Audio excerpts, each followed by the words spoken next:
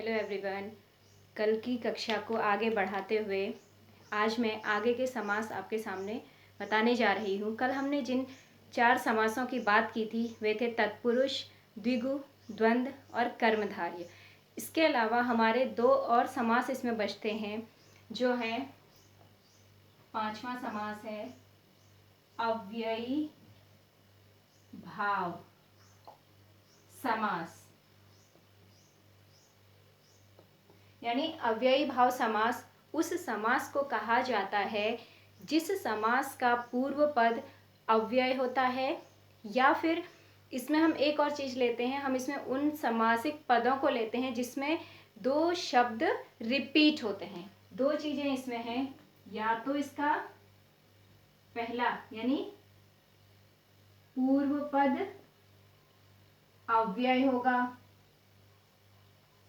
या फिर इसमें शब्द की आवृत्ति होती है। आवृत्ति मतलब होता है दोहराव, उसका रिपीटेशन होता है। जैसे आजन्म,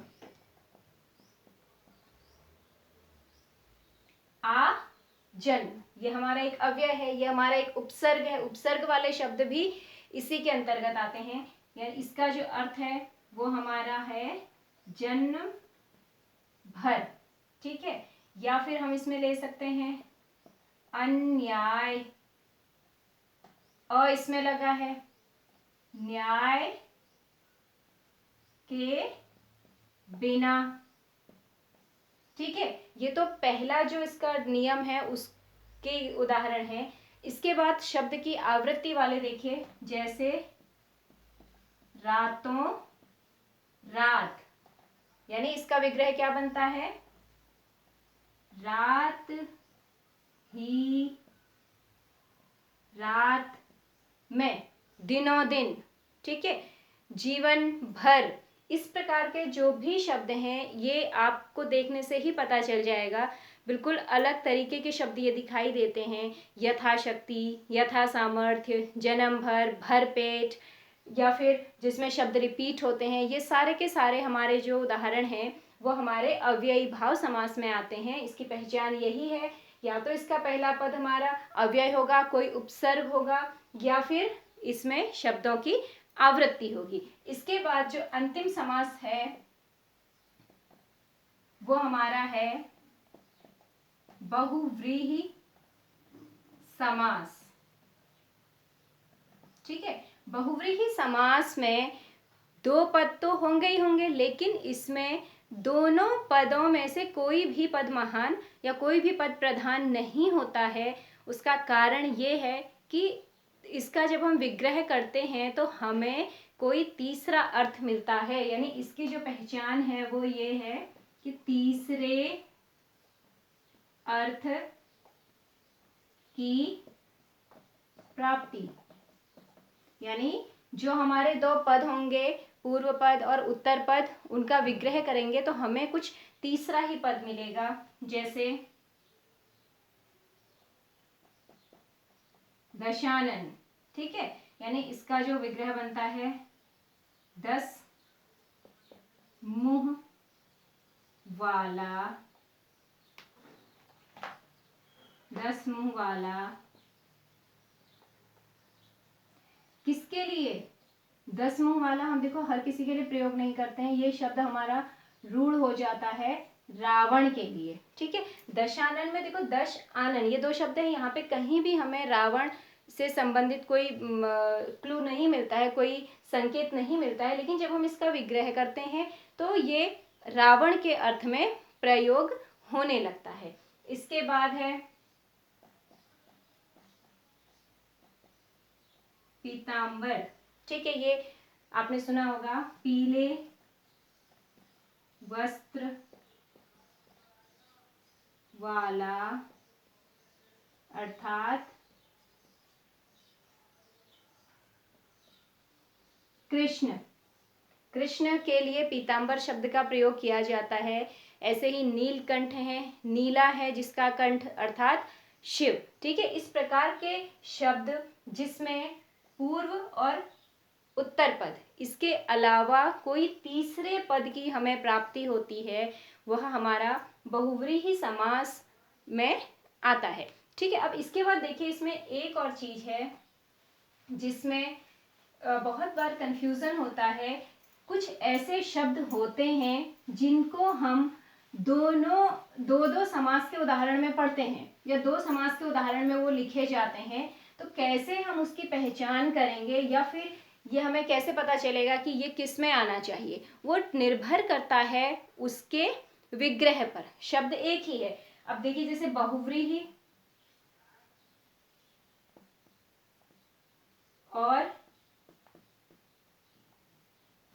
कर्मधारय की अगर हम बात करते हैं, ठीक है, बहुव्रीहि और कर्मधारय एक ऐसा समास है जिसमें बहुत सारे इनके जो उदाहरण होते हैं वह एक होते हैं। जैसे नीलकंठ, इसका विग्रह अगर हम इतना ही करते हैं, नीला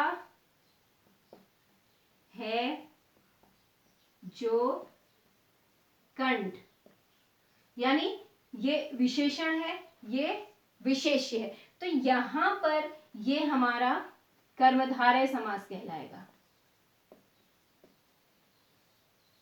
इस प्रकार का विग्रह करने से ये कर्मधारय समास होगा। यदि हम इसे लिखते हैं,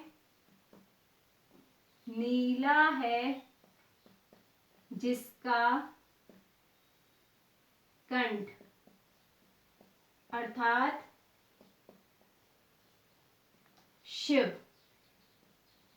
तो यहां पे देखिए हमने इसे शिव के लिए रूढ़ कर दिया है, तो ये हमारा उदाहरण आ जाएगा बहुव्रीहि का। ठीक है, यहाँ पे क्यों आया, क्योंकि हमने इसे शिव के लिए लिख लिया है, शिव के लिए हमने इसका अर्थ रूढ़ कर दिया है, तो ये बहुव्रीहि में आया। और यहाँ पे हमने सिर्फ एक विशेषण और विशेष्य की तरह इसे विग्रह इसका किया है, तो यहाँ पर ये हमारा कर्मधारय में आया। इसी तरह पीतांबर शब्द भी होता है, अंबर, अंबर कपड़े को बोलते हैं, ये है पीला है जो वस्त्र, यानी कपड़ा कैसा है, पीला है, उसकी विशेषता यहाँ पे बताई जा रही है, ये हमारा कर्मधारय में आएगा। ठीक है, अगर हम इसी को पीले हैं जिसके वस्त्र, पीले हैं जिसके वस्त्र अर्थात कृष्ण, कृष्ण के लिए हमने इसको रूढ़ कर दिया, तो ये हमारा बहुव्रीहि में कंसीडर होगा। ठीक है, यानी शब्द एक ही है लेकिन निर्भर किस पे करता है, उसके विग्रह पर वह निर्भर करता है। अगर आपको एग्जाम में इस प्रकार का क्वेश्चन आता है कि नीलकंठ, नीला है जो कंठ, इसमें कौन सा समास है, और आपको उसके विकल्प में दोनों दिए हैं, तो आप वहां पे कर्मधारय करेंगे। और यदि आपका विग्रह इस प्रकार से लिखा आता है कि नीलकंठ, नीला है जिसका कंठ अर्थात शिव, यहाँ पे कौन सा समास होगा, तो आप वहाँ पे बहुव्रीहि करेंगे। तो इसमें कंफ्यूज होने वाली कोई बात नहीं है। अगर आप उसको तीसरे अर्थ के लिए प्रयोग कर रहे हैं, आपको कुछ तीसरा अर्थ उसमें दिखाई देता है, तो वो बहुव्रीहि होगा। अगर वो सिंपली एक विशेषण और विशेष्य की भांति उसमें लिखा गया है, तो वो आपका क्या होगा, कर्मधारय होगा। ठीक है, यहाँ पे इसमें होता है कंफ्यूजन। इसके बाद एक और जो कंफ्यूजन आता है वह भी बहुव्रीहि और द्विगु में आता है। बहुव्रीहि और द्विगु,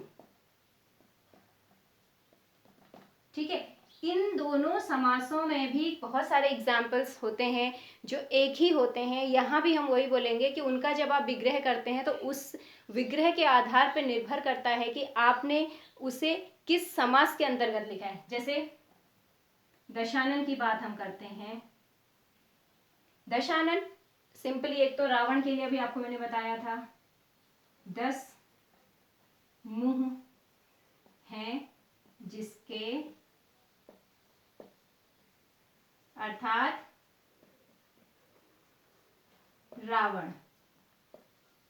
किया आपने इसको उसके लिए रूट, तो ये हमारा बहुव्रीहि आ जाएगा। ठीक है, अगर आप इसी शब्द को ऐसे लिखते हैं,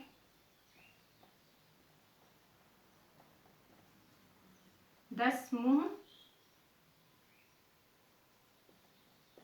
हैं जिसके, या फिर 10 मुंह वाला, तो यहाँ पे देखो आप उसको किसी के साथ कंपेयर नहीं कर रहे हो, आप बस उसकी विशेषता बता रहे हैं कि उस जिसकी भी आप बात कर रहे हैं उसके 10 मुंह हैं, तो यहाँ पे ये आपका द्विगु हो जाएगा। क्यों? क्योंकि यहाँ पे हमने इसे एक गणनात्मक शब्द के रूप में लिखा है, इसको हमने एक गिनती मान रखा है, इसको हम किसी तीसरे के लिए रूढ़ नहीं करते हैं, तो यहाँ पे ये द्विगु समास होगा। ऐसे ही चतुरानन शब्द है, 4 मुंह वाला, अगर आप सिंपली लिखते हैं तो वो द्विगु में आएगा। अगर आप लिखते हैं 4 मुंह वाले अर्थात ब्रह्मा उसको लिखते हैं तो वो फिर आपका बहुव्रीहि में चला जाएगा। ठीक है, तो इस प्रकार के कुछ ऐसे शब्द होते हैं जो हमें क्या करते हैं, कंफ्यूज करते हैं, लेकिन यहाँ पे आप उसके विग्रह के आधार पे समास लिखेंगे, आप उसमें बिल्कुल भी कंफ्यूज नहीं होंगे कि क्या इसमें होगा। ठीक है, सिंपली है, अगर आप तीसरा अर्थ आपको दिखता है तो आप उसमें बिना कुछ सोचे समझे उसको बहुव्रीहि लिख सकते हैं। आपको ये पता होना चाहिए कि तीसरा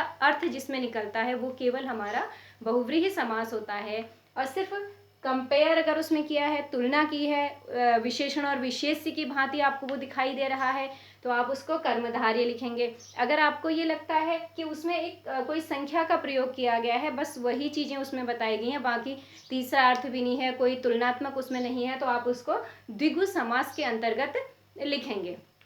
ठीक है, तो ये इससे संबंधित एक वीडियो मैंने पहले भी अपलोड की थी, समास भाग 1 से। ये समास भाग 2 आज हमारा पूरा हो गया है। अब इसके बाद इसी पाठ यानी समास पे आधारित एक वर्कशीट एक अगली क्लास में मैं आपको दिखाऊंगी, जो बोर्ड पे नहीं होगी, वो आपको ऑनलाइन लैपटॉप के माध्यम से मैं उसमें बताऊंगी, जिसमें हमारे पास बहुत सारे लगभग 50 वर्ड्स का मैंने एक बना के रखा हुआ है। उसमें आपको 3-4 चीज़ें मिलेंगी, जैसे यहाँ पे समस्त पद मिल गया, उसका फिर विग्रह मिलेगा, और उसमें समास कौन सा है वो मिलेगा। ठीक है, हम उस पर चर्चा करेंगे। उसमें आपके 50 से ज़्यादा शब्द आपको मिलेंगे, और हर शब्द का समास, विग्रह और उसमें समास का नाम, ये सारी चीज़ें मैं आपको उसमें समझाऊंगी। तो वो हम इसके बाद अपलोड में उसको करूँगी, तो आप उसको देखिएगा। उसमें बहुत सारे शब्द आपको ऐसे महत्वपूर्ण शब्द मिलेंगे जो अधिकांशतः एग्ज़ाम में पूछे जाते हैं। ठीक है,